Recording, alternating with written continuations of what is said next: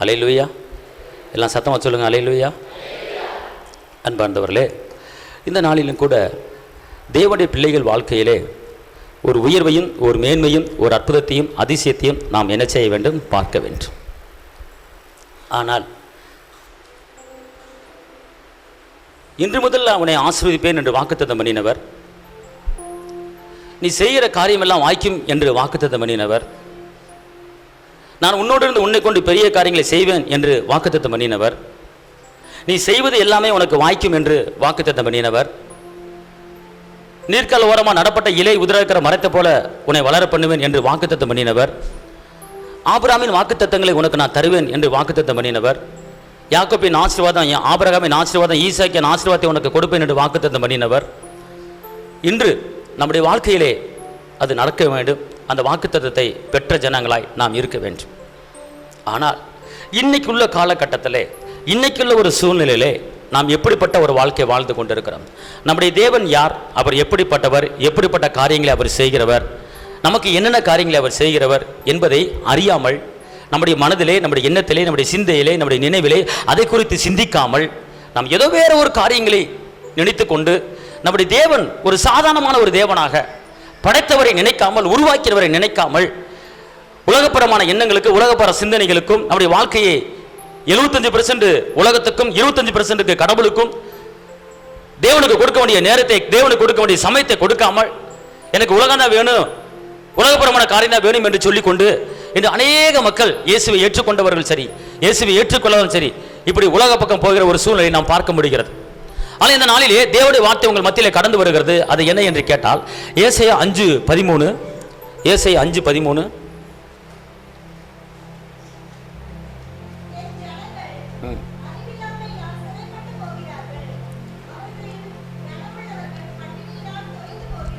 இங்க பாருங்க.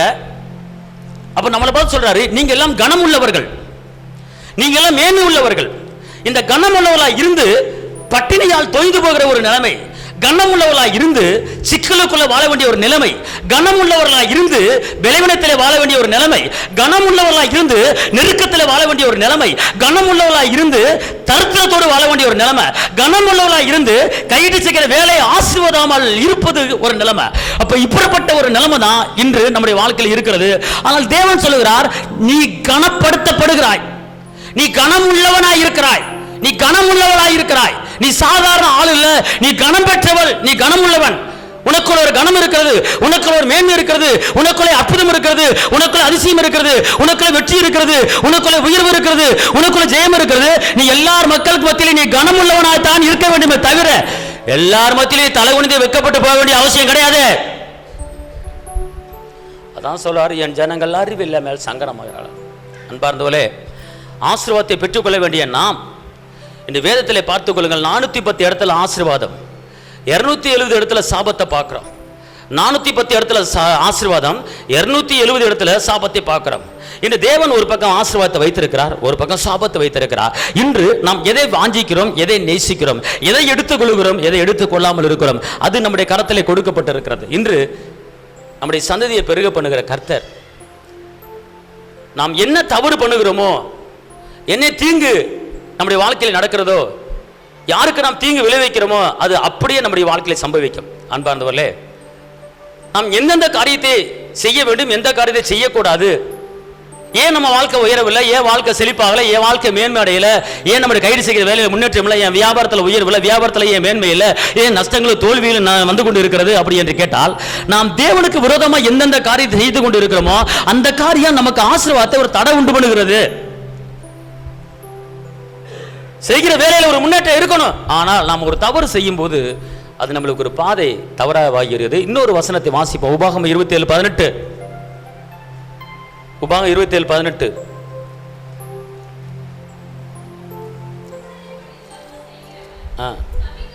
குருடனை வழி தப்ப செய்கிறவன் சபிக்கப்பட்டவன். அதாவது எப்படின்னு கேட்டீங்கன்னா, இன்று நம்முடைய வாழ்க்கையிலே நல்லா தெரிஞ்சுக்கொள்ளுங்க, நன்மைகள் மாத்திரம்தான் செய்ய வேண்டுமே தவிர எக்காரணத்தை கொண்டும் நம்முடைய வாழ்க்கையிலே தீமைகளை செய்யக்கூடாது, தீமைக்கு நாம் உடந்தையாக இருக்கக்கூடாது. அதாவது நாம் எந்த தவறும் பண்ணாமல் எந்த தப்பும் பண்ணாமல் வாழ்ந்து கொண்டிருக்கலாம். ஆனால் நம்முடைய வாழ்க்கையிலே குருடனை வழித்தப்ப பண்ண வைக்கும் போது நமக்குள்ளே ஒரு சாபம் வந்து விடுகிறது. நாம் சபிக்கப்பட்டவனை மாறி விடுகிறோம். எப்படி நம்முடைய வாழ்க்கையில பிரச்சனை வருகிறது, எப்படி நம்முடைய வாழ்க்கையில சாபம் வருகிறது என்று கேட்டால், நீங்கள் ஒரு குருடனை வழி தப்ப பண்ண வைத்து விட்டால் நமக்குள்ளே ஒரு சாபம். அன்பார்ந்தவர்களே, ஒன்று தெரிஞ்சு கொள்ளுங்க, ஒரு கண்ணு தெரியாத ஒரு நபர் வந்து விட்டால் அவர் உங்களிடத்தில் ஒரு பாதையை கேட்டார்னா அந்த பாதையை நீங்கள் சரியாக சொல்லணும், நம்ம சரியாக சொல்லணும். சப்போஸ் அந்த பாதை நம்மளுக்கு தெரியவில்லை என்றால், ஐயா அந்த பாதை எனக்கு தெரியாதியா, நீங்கள் வேறு ஒரு இடத்துல கேட்டுக்கொள்ளுங்க என்று சொன்னால் நான் தப்பித்து விடுவோம். நமக்கு உள்ள சாபம் எதுவுமே இருக்காது, பார்த்துக்கொள்ளுங்க. ஒரு குருடனுக்கு ஒரு தவறான வழியை, ஒரு தவறான ஒரு பாதையை நாம் காட்டி விட்டோம் என்றால் அது நமக்குள்ளே ஒரு சாபமாகிவிடும். இப்படித்தான் நம்முடைய குடும்பத்திலே சில பிரச்சனைகள் வருகிறது. இப்படித்தான் நம்ம குடும்பத்தில் பல இக்கட்டுகள், பல நெருக்கங்கள் வருகிறது. இன்று நாம் செய்ய வேண்டியதை சரியாக செய்யவில்லை என்றால் நமக்குள்ளே பல போராட்டங்கள். இன்னொரு வசனம், அதே 27:19, அதிலே 10ஆம் வசனம்,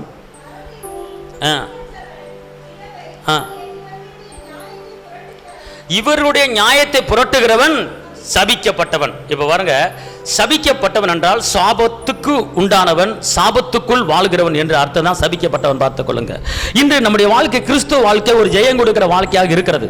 ஆனால் இந்த ஜெயம் கொடுக்கிற வாழ்க்கை தோல்வியான வாழ்க்கையை எப்போது மாறுகிறது என்று கேட்டால், சபிக்கப்பட்டவனாக நாம் எப்போது மாறுகிறோமோ, சாபம் எப்போது நம்முடைய குடும்பத்தில் வருகிறதோ அப்போது ஆசீர்வாதம், வரக்கூடிய ஆசீர்வாதம் தடைபட்டு விடும், வரக்கூடிய ஆசீர்வாதம் நின்றுவிடும். பார்த்துக் கொள்ளுங்க.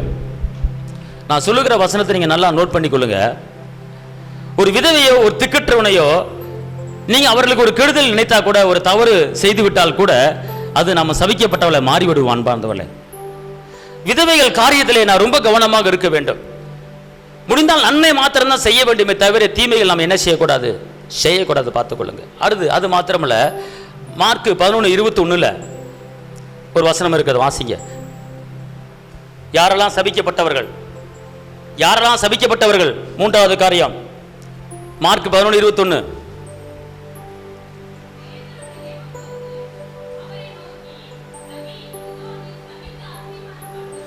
நீ சபித்த அத்திமரம்.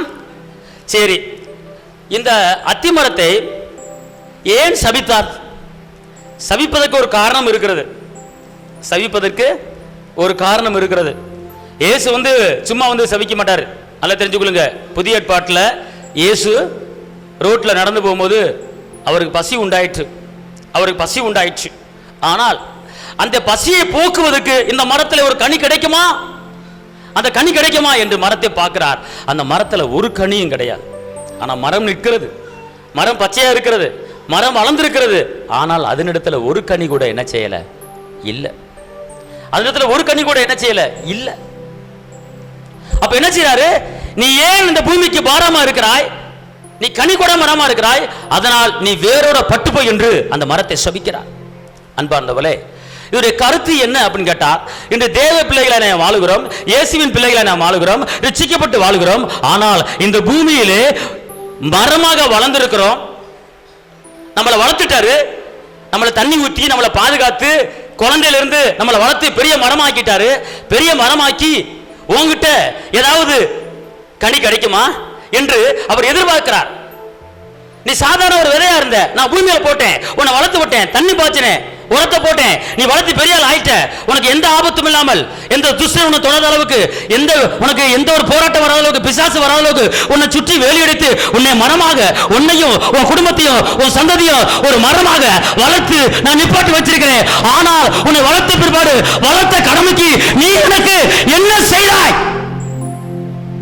இன்னைக்கு ஏசப்பா ஒவ்வொருவரையும் கேட்கிறாரு, உன்னை நான் ஆளாக்கினேன், உனக்கு நான் தண்ணி பாய்ச்சேன், உன் தேவைகளை சந்திச்சு உனக்கு ஆகாரம் கொடுத்து, போகையில வரியில உனக்கு பாதுகாப்பு கொடுத்து, யாரு உன்னை தொடர அளவுக்கு விளைவனத்திலிருந்து, துக்கத்திலிருந்து, நெருக்கத்திலிருந்து, ஆபத்திலிருந்து, பிரச்சனையிலிருந்து, மரண கண்ணிலிருந்து உன்னை வேலை எடுத்து பாதுகாத்து உன்னை இதுவரை ஒரு மரமாக நான் வளர்த்து உன்னை ஆளாக்கி விட்டு, ஆனால் ஆளாக்கின எனக்கு நீ எனக்கு என்ன செய்கிறாய்? உன் வாழ்க்கையிலே ஒரு கனியை தேடி வருகிறேன், அன்பை தேடி வருகிறேன், சமானத்தை தேடி வருகிறேன், ஆனால் உன்கிட்ட ஒண்ணுமே.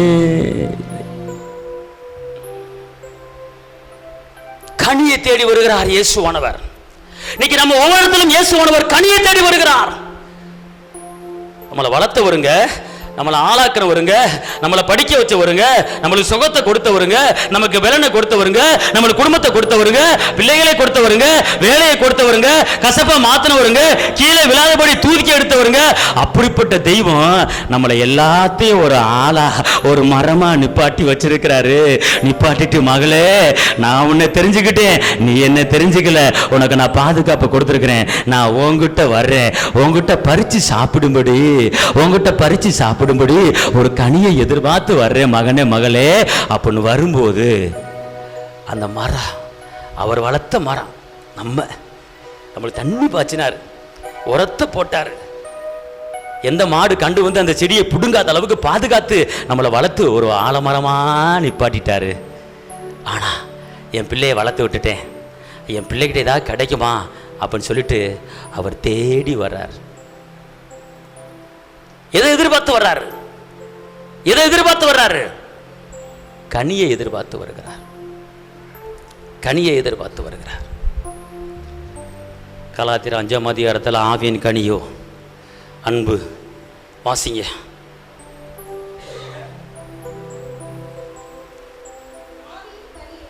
ஆவியின் கனியோ அன்பு, சந்தோஷம், சமாதானம், நீடிய பொறுமை, தயவு, நல்ல குணம், விசுவாசம், சாந்தம். இந்த கனிகள் மரத்தில் இருக்கான்னு பார்க்கிறார். கனியை தேடி வராருங்க, கனியை தேடி வர்றார்.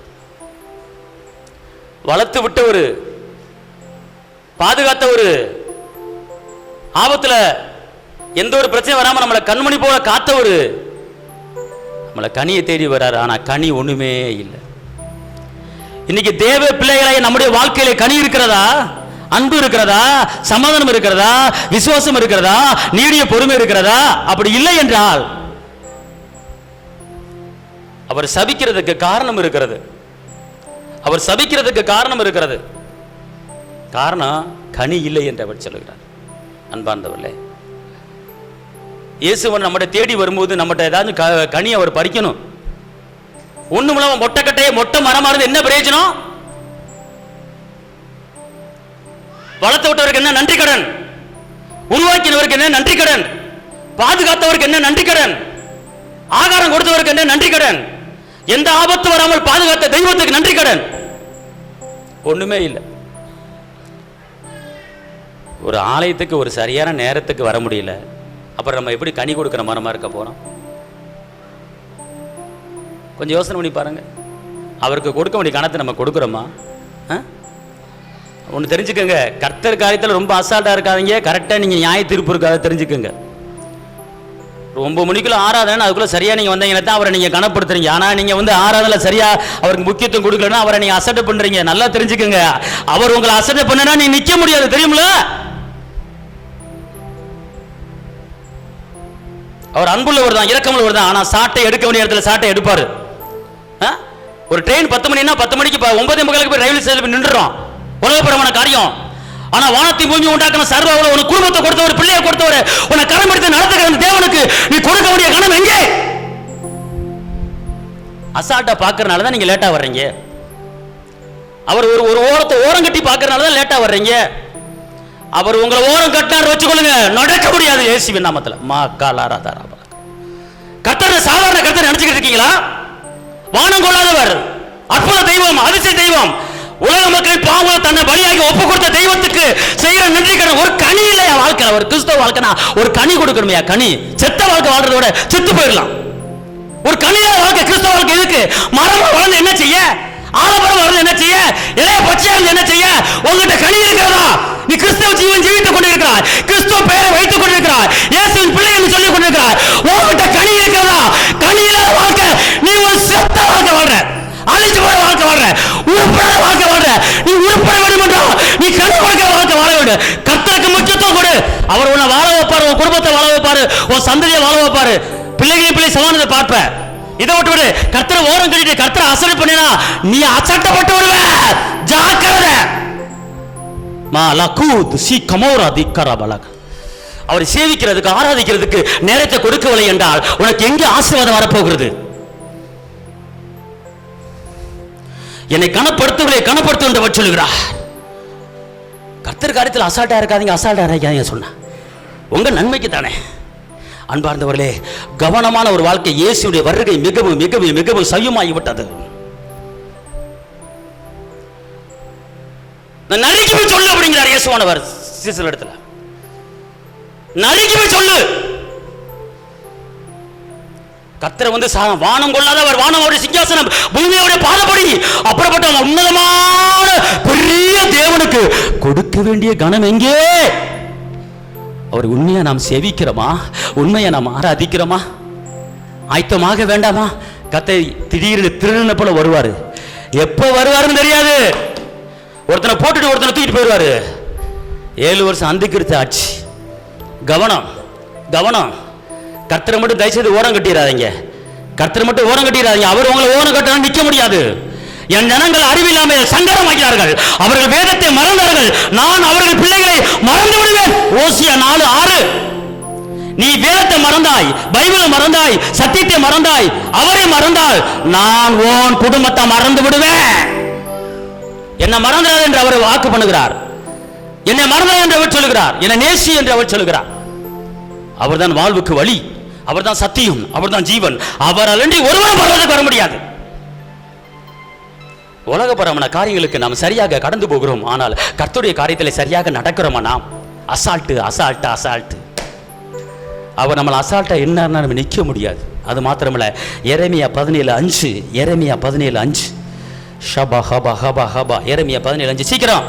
மனுஷர் மேல் நம்பிக்கை வைத்து மாம்சமானதே தன் புயபலமாக்கி கர்த்தரை விட்டு விலகுகிற இருதயம் உள்ள மனுஷன் சபிக்க. கர்த்தரை விட்டு மட்டும் நீங்க விலகிட்டீங்கன்னு வச்சுக்கொள்ளுங்க, நீங்க என்னவா மாறிடுறீங்க? ஆசீர்வாதம் உள்ளவளா மாறுறீங்க. எப்படி போட்டிருக்கு வசனம்? நான் வசனத்தை தான் சொல்றேன், வேற ஒன்றும் சொல்லல. பைபிளில் கொடுக்கப்பட்ட கற்பனை கட்டளை தான் நான் சொல்லிக்கிட்டு இருக்கேன், வேற எதுவும் சொல்லல. சபிக்கப்பட்டவன் ஏன் வருது நம்ம வாழ்க்கையில? அப்ப கர்த்தரை விட்டு எப்பெல்லாம் நீங்க விலகுறீங்களோ அப்ப சபிக்கப்பட்டவனாய் மாறிவிடுகிறோம். கர்த்தரை தேடுங்கள், அப்பொழுது பிழைப்பீர்கள். கர்த்தரை தேடுவதற்கு ஒரு நன்மை குறையப்படாது. சிங்கக்கொட்டி தாழ்ச்சென்று கர்த்தரை தேடுவதற்கு ஒரு நன்மை குறையப்படாது. சிங்கக்கொட்டி தாழ்ச்சென்று பட்டினி கிடக்கும். ஆனா அவரை மட்டும் தேடிட்டா எந்த குறையும் கிடையாது, எந்த குறையும் கிடையாது.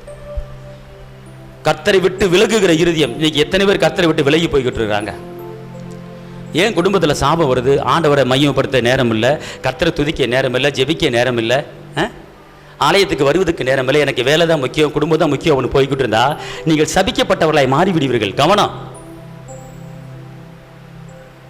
ஏன்னா நான் போகும்போது வரும்போது நம்மளை அவர் பாதுகாத்து நடத்தி கொண்டு இருக்கிறாரே. ஆராதனை அசட்டே பண்ணலாமாண்ணா? கர்த்தர் கொடுக்க வேண்டிய நேரத்தை கொடுக்காம நம்ம வேற இடத்துக்கு போலாமா? நம்ம யோசனை பண்ணி பாருங்க. கர்த்தரை விட்டு விலகிட்டா சபிக்கப்பட்டவன் சொல்லப்பட்டு இருக்கிறது. நான் அவரை விட்டு விலக மாட்டேன். எல்லாம் சொல்லுங்க, கர்த்தரை விட்டு நான் விலக மாட்டேன். அவரே எனக்கு வாழ்வுக்கு வழி, அவரே எனக்கு இரட்சகர், அவரே வெற்றி வேந்தர், அவரே விடுதலை நாயகர். அல்லேலூயா, அல்லேலூயா. நான் வசனத்தை போதிச்சுக்கிட்டு இருக்கிறேன். ஐயா, வசனத்துக்கு கீழ்படுங்க, வசனத்துக்கு கட்டுப்படுங்க. நீ கர்த்தரை விட்டு விலகி போய் கொண்டிருந்தா நீ சபிக்கப்பட்டவனை மாறி விடுகிறாய். ஒரு அல்லேலூயா சொல்லுங்க. அல்லேலூயா. 1 கொரிந்தியர் 16:22, 1 கொரிந்தியர் 16:22. ஒருவன் கர்த்தராகிய இயேசு கிறிஸ்துவினிடத்தில் அன்பு கூறாமல் போனால் அவன் சபிக்கப்பட்டவன். ஹலோ, எல்லாரும் ஒரு மாதிரியா இருக்கீங்க நினைக்கிறேன். என்னடா நீ வாழ்ந்திருப்பாய், ஆசீர்வாதமாக இருப்பாய், ஒரு நகநட்டை வாங்குவாய், ஒரு 1 லட்சம் ஒரு பக்கம் உனக்கு வரப்போகுது. நீ இப்போ 10 பவுனை திருப்ப போகிற. அப்போன்னு ஒரு 4 வார்த்தை நல்ல வார்த்தை, ஒரு ஆசீர்வாதமான வார்த்தையை இவர் சொல்லுவார்னு வந்தா இவர் சபிக்கப்பட்டவன் ஜபிக்கப்பட்டவன் ஜபிக்கப்பட்டவன் சொல்லிட்டு தர்றாரு. இதை கேட்கத்தான் இங்கே வந்தேனா நான்? ஆசீர்வாதத்தை கொடுக்கிறவர் ஆசீர்வாதம் கொடுக்க வேண்டும் என்றால் இதில் கரெக்டாக இருக்கணும். இதில் கரெக்டாக இருக்கு. அன்பானதோலே, இயேசு நிறைய பேர்த்த ஆசீர்வச்சிருக்கிறாரு. ஆனால் இயேசு சாட்டையும் எடுப்பார். ஏன்னா வசனம் அன்புள்ள வசனம். வசனம் கல்மலை உடைக்கிற சம்பட்டி. வசனம் இருபுறம் உள்ள கருக்குள்ள பட்டயம் வெட்டும். இப்ப அதான் ஒவ்வொரு இதயத்தை வெட்டிக்கிட்டு இருக்கு.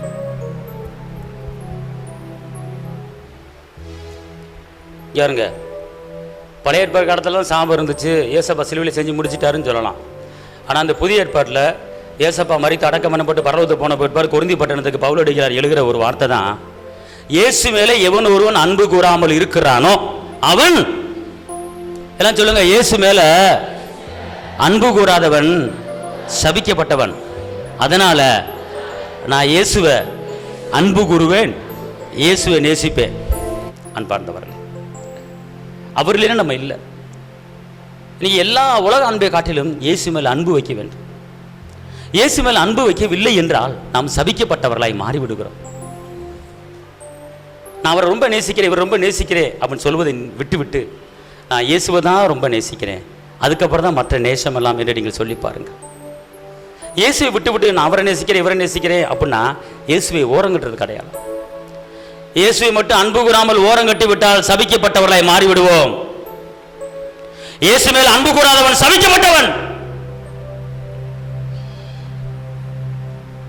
கவனம், நம்ம அன்பு இயேசு மேலதான் இருக்க வேண்டும், தவிர வேற யார் மேல இருக்கக்கூடாது. இரண்டாவது இருந்துக்கோ அன்பு, புருஷ மேல இருந்துக்கோ, மனைவி மேல இருந்துக்கோ, பிள்ளை மேல இருந்துக்கோ. ஆனா இயேசு மேல அன்பு முதல் அன்பு. அப்படி இயேசு மேல அன்பு இல்லாமல் இருந்தால் சபிக்கப்பட்டவர்களாய் மாறிவிடும் என்பதை நீங்கள் மறந்து விடக்கூடாது. அல்லேலூயா, அல்லேலூயா சொல்லுங்க, சொல்லுங்க. நான் இயேசு மேல மாத்திரம்தான் அன்பு வைப்பேன், வேற யாரு மேலே அன்பு வைக்க மாட்டேன். என் முதல் அன்பு இயேசு. அந்த இயேசு தான் எனக்கு எல்லாமே. அவர் தான் என் வாழ்வுக்கு வழி. அவர் தான் முதலும் முடிவும். அவர் தான் ஆதி அந்தமும். அவர் தான் அல்பா ஒமேகாவும். ஏன் இப்படி சொன்ன பேச மாட்டேறீங்க? எல்லாரும் அடைச்சி போய் உட்காந்துருக்கிற மாதிரில தெரியுது. உம்முன்னு இருக்கிற மாதிரி தெரியுது, ஏதோ மந்துன்னு இருக்கிற மாதிரி தெரியுது, எல்லாம் ஒரு கலக்கடைஞ்ச மாதிரி தெரியுது. நான் ஏன் இதை சொல்ல வரேன் அப்படின்னு கேட்டீங்க, இதெல்லாம் பைபிள் இருக்கு. இதெல்லாம் பைபிளை நீங்கள் படிச்சிருக்கீங்களோ படிக்கிறீங்களோ அது எனக்கு தெரியாது. ஆனால் யாரெல்லாம் சபிக்கப்பட்டவர்கள் அப்படின்னு கேட்டால் அங்கு விலாவாரியாக கொடுக்கப்பட்டிருக்கிறது. கனி கொடுக்காதவர்கள் சபிக்கப்பட்டவர்கள், குருடரை வழி தப்ப பண்ண வைக்கிறவர்கள் சபிக்கப்பட்டவர்கள், விதவைக்கு துரோகம் பண்ணுறவர்கள் சபிக்கப்பட்டவர்கள், இயேசு மேல அன்பு வைக்காதவர்கள் சபிக்கப்பட்டவர்கள். அப்ப இதுல என்ன தெரியுதுன்னா, இதை சொன்னாதான் நீங்க கரெக்டா நடப்பீங்க. இதை சொன்னாதான் அப்பா நான் யாரு மேல அன்பு வைக்க மாட்டேன்பா, இயேசு தான் எனக்கு அன்பு அப்படின்னு சொல்லுவீங்க. அப்ப உங்களுக்கு தெரியணும் இல்லையா? ஆமாவா இல்லையா? சொல்லுங்க. இல்ல நான் வந்து வேற எங்கிட்ட எடுத்துட்டு வந்து வேற பிட்ட சேர்த்து நான் சொன்னா நீங்க ஐயோ நீ வேதத்துக்கு புறம்பா பேசுற அப்படின்னு சொல்லலாம். நான் வேதத்துக்கு புறம்பா ஒண்ணு பேசல, பைபிள் சொல்லப்பட்டிருக்க நான் உங்களுக்கு சொல்றேன். உங்க நன்மைக்கு தான் நான் சொல்லிக்கிட்டு இருக்கேன் நானு. அப்ப இந்த மாதிரி காரியம் நம்ம வாழ்க்கையில இருந்துச்சுன்னா எப்படி ஆசீர்வாதம் குடும்பத்துக்குள்ள வரும்? வராது. இயேசு மேல மாத்திரம் தான் அன்பு வைக்க வேண்டும். எல்லாம் சொல்லுங்க, நான் இயேசு மேல மாத்திரம் தான் அன்பு வைப்பேன், வேற யாரு மேலையும். இரண்டாவது அன்பு தான். அல்லேலூயா சொல்லுங்க, அல்லேலூயா. அடுத்தபடியாக கலாத்தியர் 1:8-9, கலாத்தியர் 1:8-9 சீக்கிரம். சுவிசேஷத்தை அல்லாமல் நாங்களாவது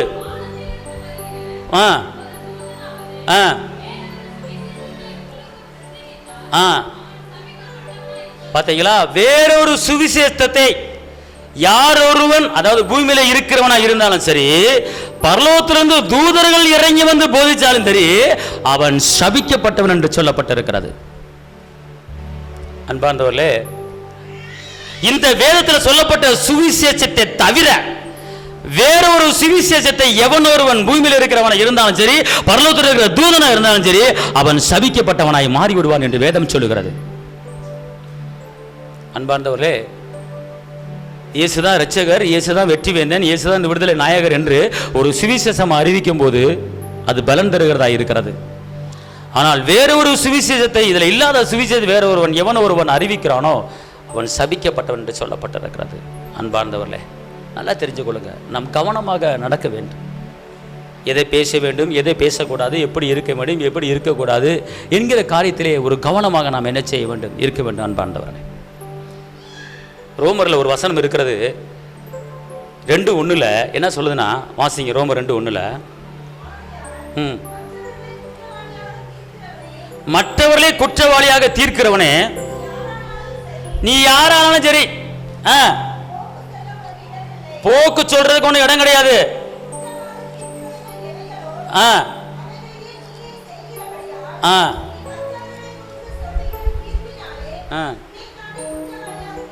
இப்ப நல்லா கவனிச்சு கொள்ளுங்க, நல்லா தெரிஞ்சு கொள்ளுங்க.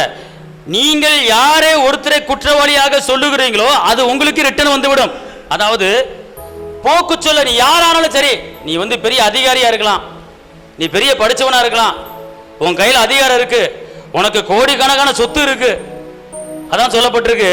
நீ யாரானாலும் சரி, போக்கு சொல்ல உனக்கு இடமில்ல, சாக்கு சொல்ல இடமில்ல.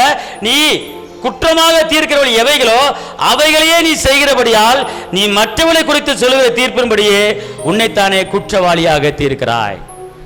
மற்றவளை எப்படி நீ குற்றம் சொல்றியோ அதே குற்றம் உன் பின்னால வந்துடும். நல்லா தெரிஞ்சு கொள்ளுங்க. கடைசி ஒரு வசனம் அதுல பாருங்க, 18 வசனத்துல தேவன் எப்படி போட்டிருக்கு, வாசிங்க.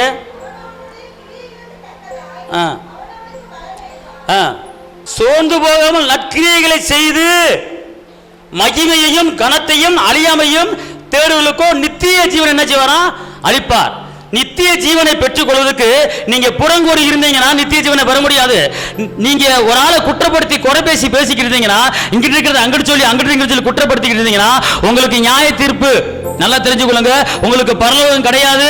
சோர்ந்து போகவும் நற்கிரிகளை செய்து மகிமையும் கனத்தையும் அழியாமையும் தேடுவர்களுக்கு நித்திய ஜீவனை அவர் அளிப்பார். நற்கிரிகளை மாத்திரம் தான் செய்ய வேண்டும், மற்றபடி தீமை செய்யக்கூடாது. நம்ம மூலமா யாருக்கு கெடுதல் வரக்கூடாது, நம்ம மூலமா யாருக்கு தீமை வரக்கூடாது. நற்கிரிகளை என்னென்ன இருக்கிறது அதை மாத்திரம் தான் நம்ம செய்ய வேண்டும். நற்கிரிகளை நாம் செய்யும் போது தேவன் நம் மத்தியிலே கடந்து வந்து விடுவார். நன்மையான காரியங்களை நாம் பழகிக்கொள்ள வேண்டும் அன்பார்ந்தவர்களே. நன்மைகளை நாம் செய்ய வேண்டும் அன்பார்ந்தவர்களே. நன்மையான எந்த எவும் பூர்ணமான எந்த வரவும் அது ஜோதிகளின் பிதாவிடத்தில் இறங்கி வருகிறது.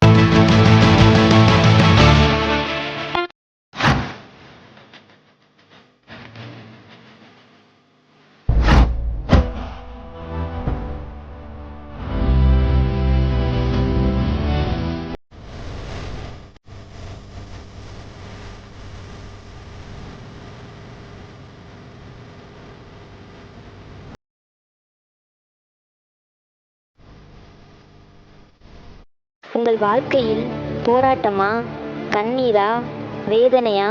இயேசு உங்களுக்கு அற்புதம் செய்வார். எங்களோடு இணைந்து கர்த்தரை ஆராதிக்க உங்களை அன்புடன் அழைக்கிறோம். எங்கள் முகவரி போதகர் சி. ஜீவா, திரியேக தேவ எழுப்புதல் ஆலயம், RS Nagar, Allampatti, Virudhunagar. Cell number 9443313673. Email address jiva.boj@gmail.com. ஞாயிறு ஆராதனையின் நேரம் காலை 8:30 மணி முதல் 10:30 மணி வரை. செவ்வாய்க்கிழமை மன்றாட்டின் ஆராதனை மாலை 6:30 மணி முதல் 8 மணி வரை.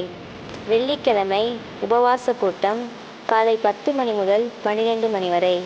மாதத்தின் 1ஆம் தேதி வாக்குத்தத்த ஆராதனை காலை 5 மணி முதல் 7 மணி வரை. கர்த்தர் உங்களை ஆசீர்வதிப்பாராக.